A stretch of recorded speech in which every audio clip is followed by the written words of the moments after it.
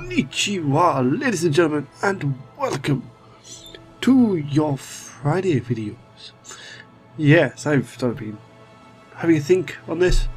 Been wanting to do this for a while now, just never really knew how, because there's a lot of things that, a lot of factors to this that make it difficult.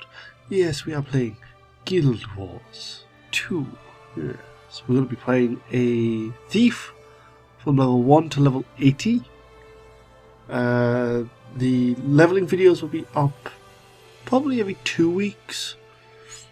And between those episodes we'll be getting sort of other videos from my other characters. I'm not telling you my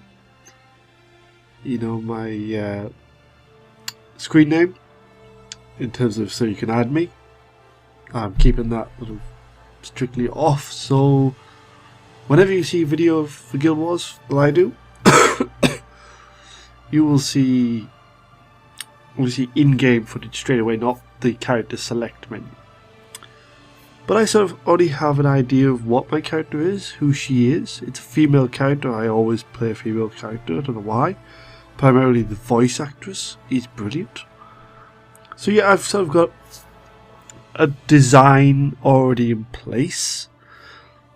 But before we actually go into that, I want to talk a bit about this series in general. I have owned this game for 2 years now. Oh, it's been 2 years? Yeah, this is the second year. I've had it since it came out, basically. But I've not really played it that much. I originally only got a character to level 20. Now my highest is level 55. And I sort of know enough about the game to play. So while we actually play through the character, we will also be teaching. Well, I'll do my best to show you everything, to inform you of everything, because I know there's a lot of new players coming into Guild Wars now. And I want this series to be of help for them as well as being an interesting series. So we'll go through first off the different races that you have, in case you've never heard of Guild Wars before. So first off, you can see this really awesome character select screen. I love this, I really do. It's such a lovely thing. So you have 5 races. You have the Char, which are the Char race was forged in the merciless crucible of war. Very animalistic, really quite bestial as well. I really do like the Char, though I've never been fond of playing them. It's something that I have a problem with most MMOs when they add a sort of half man, half beast type race. But as you can see, obviously you go male and female, male, female. Like I said, they're very good. I've yet to do their stories, so I may do stories at some point for them.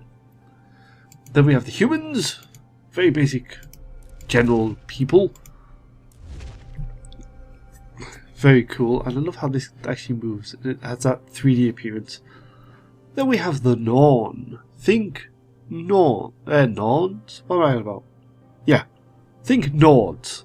That's what I was trying to say. You know, towering people of frost. You know, the raw, very Nordic. Sorry, I just need to check this.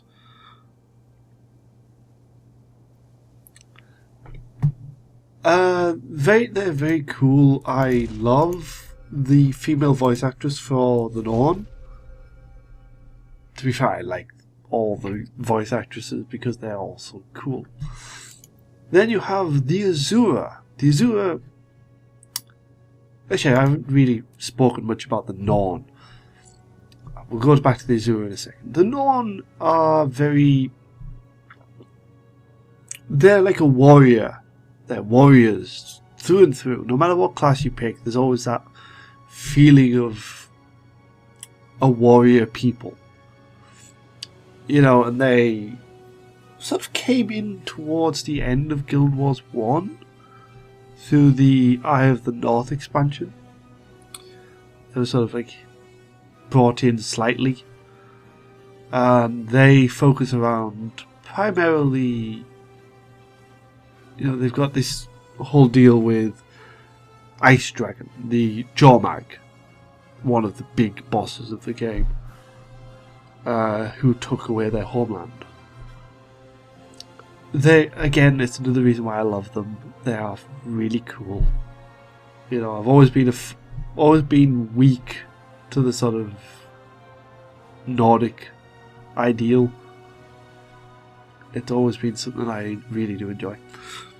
So, anyway, Azura. Azura are awesome. They are so cool, and they have some of the best cultural armor I've ever seen in this game. Think really cool gnomes, You're sort of looking at big floppy ears and sort of Stewie Griffin heads at times. That's how it feels. Big heads, big ears. Very smart, and they want to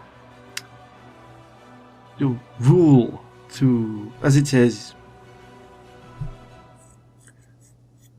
as you can see, among the Azura, it's not the strong who survive, but the clever. They rely on smarts, on wisdom.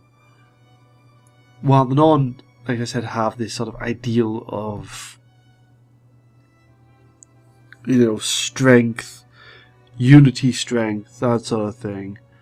The humans obviously want to overcome their problems. They want to work up as the general human race normally does. They band together, have disagreements, that sort of thing. The Char just like brute force. The Azura, again, are very clever. They're smart. That's what they like. And eventually I'll show you female model, male model. In regards to Azura, the females are technically the best aesthetically to look at, because of their, they look more friendly. The men folk don't. We'll be like, a little bit better. And then finally we come along to the Suvari. Probably the most unique of races in this game, because they are plant people, basically. They aren't born in the traditional sense of being born. They are sort of grown from pods attached to what they call the Pale Tree, an ancient tree of knowledge that also has sort of an avatar, who is also called the Pale Tree. She is like the leader of the people. And they're very magical based. They've got an interesting hierarchy. Obviously you have the Pale Tree, then you have the Firstborn, which are the first Suvari to come into it. They're very curious about the world. They're still new to it, and they want to sort of have their place in the world. Again, very interesting race to play. I do have one. I will be playing that one through one of the videos, probably a bit of PvP for that character. As I promise to show you everything I can in this game, so you all understand what the game has to offer. But yes, so they're very plant-based. They're very cool in terms of appearance and storyline as well. I really do enjoy the storyline. But that's the generalness of the races. You have your fighter, like, war focused. You have your survival. You have your, what's the word I'm looking for? Sort of loyalty. You have your genius, and you have your mystery. Doesn't matter what race you pick, it will not alter anything that you do later on. It will give you different story quests throughout the creation of your character, but it will not affect any stats or what classes you can be, because that's one of the great things about this game, is any race can be any class. And I have rambled on quite a while there. Nope. We're going to play as a human. I'm basing this character, I'll say it straight away, I'm basing this character off Harley Quinn. Because there's a face for the females that is very Harley Quinn-esque. And I instantly thought, I should make a character that looks like Harley Quinn as best as possible. So, here we are in our profession. This is our class screen. You have 8 classes in total. Elementalist, your standard mage, can switch between air, fire, earth or water, allowing them to be versatile in combat. Fire is your main damage dealer in that regard. Earth, I would say, stuns. It slows them down. It gives you a lot of defense as well. Air is primarily, it can be like solo focus of a target, and also giving your teammates buffs, 1 or 2 buffs. And then of course we have water, which is your healing class.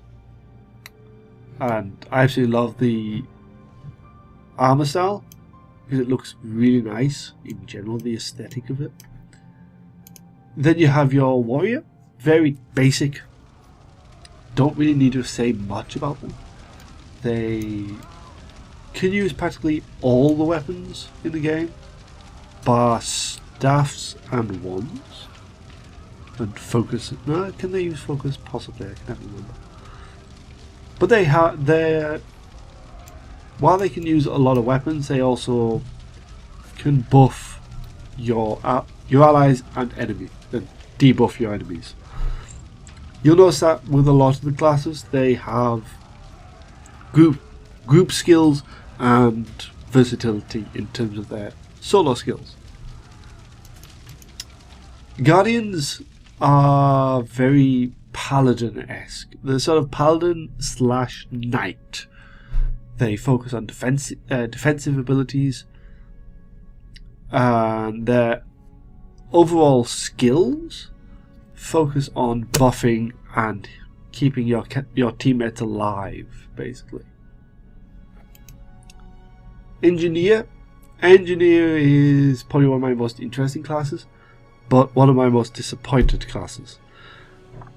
The reason why it's disappointing is because of the lack of versatility in terms of weaponry. They can only use pistols and rifles and shields, but that's not really a weapon. And that disappoints me because there isn't as much room for creativity as there are with other classes. But I sort of think because of the lack of weapon skills, their other skills they can learn sort of balance that out. They can use grenade kits, deploy turrets, use a flamethrower, for example. They're very good at crowd control as well. I found that, at least. Then you have your ranger, your typical hunter, if you've ever played WoW. Very much a lot of fun. You get your pets straight away. There's no silly thing of like WoW has where you have a taming bar come up and it's like it can be interrupted. You basically tame juvenile versions of the creatures, so they instantly become your pet, and you can have a lot of them. Not out at once, sadly, but you can have a lot stored away and use that. They can use melee weapons, which I do like. greatsword specifically. There's some nice skills there. But they are proficient with the bow. You know, they like shooting things from afar. Very hunter-esque in that regard. Then you have Necromancer. Awesome class. I used to play Necromancer in Guild Wars 1. Only got to level 11 or not. Oh well. But they rely on minions. Lots of minions. Lots of fun. And not only that, they focus on debuffs primarily. Their skills, in terms of the general skills that you can learn, no matter what weapon you're using, rely on putting debuffs on enemies, making them weak and lose health. One of their weapon types is obviously a staff, and those skills for a staff rely heavily on AoE debuffs, basically. I'll skip Thief because that's what we're going for. I would like to leave that last. Mesmer are very cool. They use mental magic, which allows you to confuse your opponent. But they also use illusions. Illusions are created by certain skills again, but it definitely helps turn the tide of battle having a Mesmer there to throw her illusions out, or his illusions out, and go from there. Again, very magic based primarily, but they can eventually hold themselves in a fight. And eventually, finally, we come to Thief. Thieves are rogues, and they're really fucking good. I love these classes. As obviously we're going to be playing through them, I will go through the Thief with you step by step. But they are very good at one-on-one combat. So it's very fun. And I love the changes of the screen as well. I'll just swap like that. See? Have this nice change of scenery. But yeah, this is our character. As you can see, her armor does change. They tempt you with the really nice stuff and then give you shit. So, usual character creation part for me. I like to do a lot of character creation. You notice there's not really much change, but it adds a bit of shape to her. And skin is light number 9. There is a reason for this. It's very pale. I like it. It sort of suits for the image I'm going for. Next up we have faces. We're taking this. This is the face I was on about. It's sort of like a gothic, yet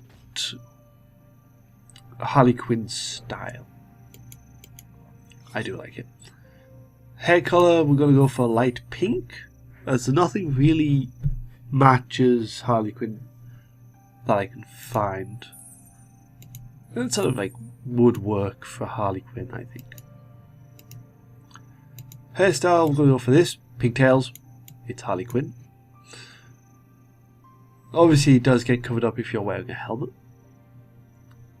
Accessory colour, yeah, we'll have a red to go on. Now face details. I picked pale velvet. Violet, not velvet. Violet. Obviously you can't see this happen that much, but there we go. Nose is going to be their mouth's still the same in that. Now you notice obviously a helmet has come on. We're going to be removing this style of helmet in a moment while we make our proper choices. The colours scheme I'm using originally until we get into the game is matte, then autumn, then orchid. I do have some dice unlocked. Oh, we said that. So that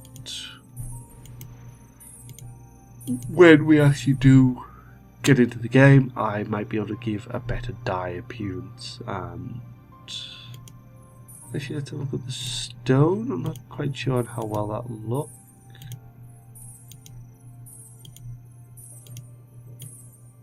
That'll actually work a lot better. So next. Now this is where you really have to start thinking about your character. And it's something I do enjoy, because this determines a lot of your progression and your character. In my line of work, it is important to understand the power of blank. And now that sounds like a line from what's that card game? It's I cannot remember the name of the card game. I will remember it and put a little thing up on the screen. But yeah, you've got animated and basically stealthiness. My talents lie in the arts of stealth, infiltration, escape. I do not draw attention to myself. To guard my identity, I hide my face behind a mask of darkness. You can then go determination.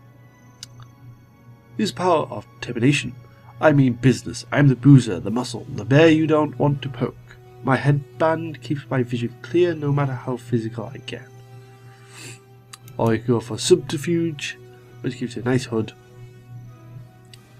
But we're going for determination for this one. Trouble may follow me, but I use my blank to overcome it.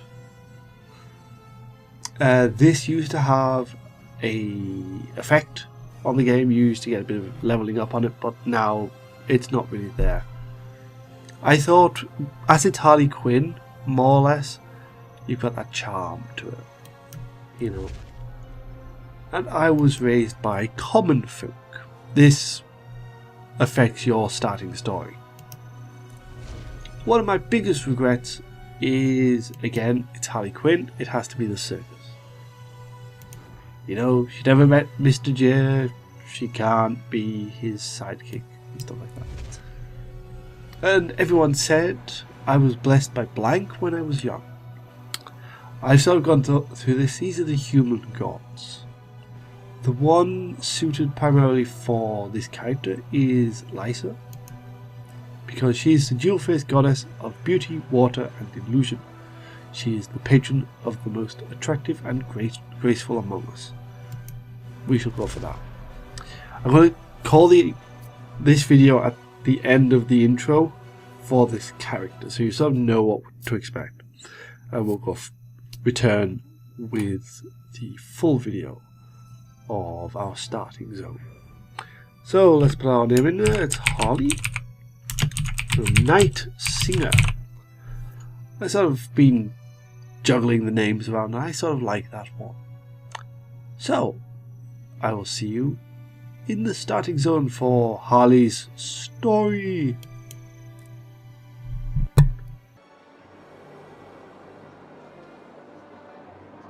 The human race once ruled Tyria.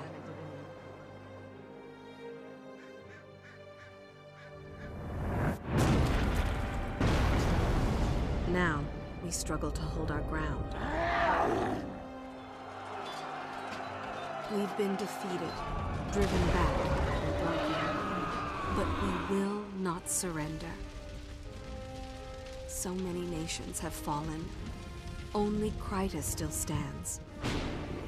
Our faith is strong, despite the silence of the six gods. With courage, we'll make our stand in divinity's reach.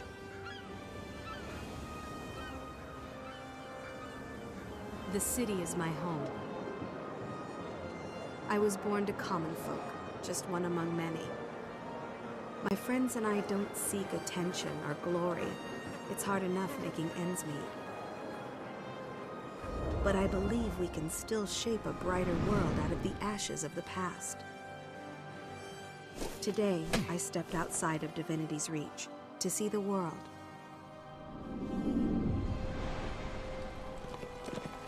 But when I arrived in Shaymore, the town was under siege by centaurs. Innocent villagers are in danger. Someone has to help. We can't go on living our lives in fear. I have to fight. I have to make a stand. This is my story.